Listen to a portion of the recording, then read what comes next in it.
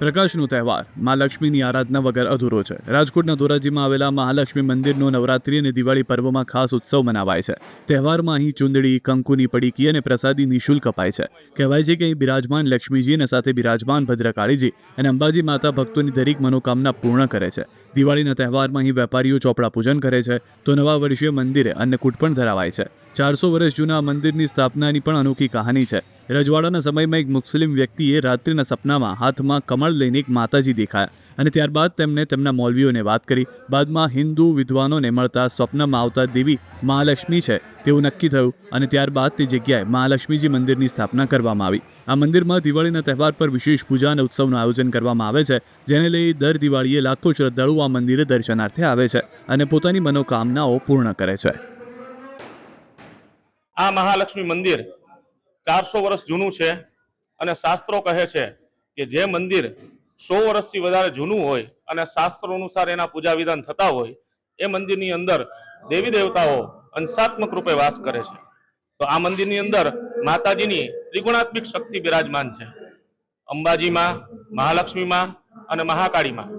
તો આ ત્રિગુણાત્મિક સ્વરૂપ મનુષ્યોના આદિ વ્યાધિ ઉપાધિ જે પણ પ્રશ્નો હોય એનું નિરાકરણ કરે છે અને ભક્તો અહીંયા શ્રદ્ધા લઈને આવે છે અને મા લક્ષ્મી, મા અંબાજી, મહાકાળી એમની જેવી મનોકામના હોય એ પૂર્ણ કરે છે। આ અનેરો ઉત્સાહ થાય છે। હું આ મંદિરની અંદર 40 વર્ષથી આવું છું। 40 વર્ષથી હું જોઉં છું કે અહીંયા નવરાત્રીના મહોત્સવો રંગે ચંગે ઉજવાય છે અને દીપોત્સવની અંદર કાલે માતાજીના 56 ભોગના દર્શન બધાનો લાભ મળશે।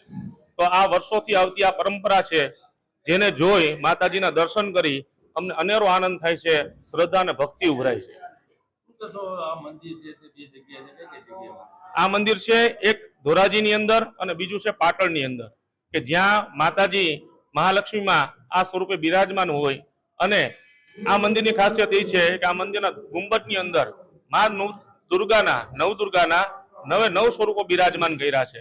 તો ભક્તો અહીંયા આવે છે એને કુળદેવીની કૃપા તો પ્રાપ્ત થાય જ છે, કારણ કે મા પાર્વતી છે એ જ કુળદેવી સ્વરૂપે ઘટમાં બિરાજમાન છે।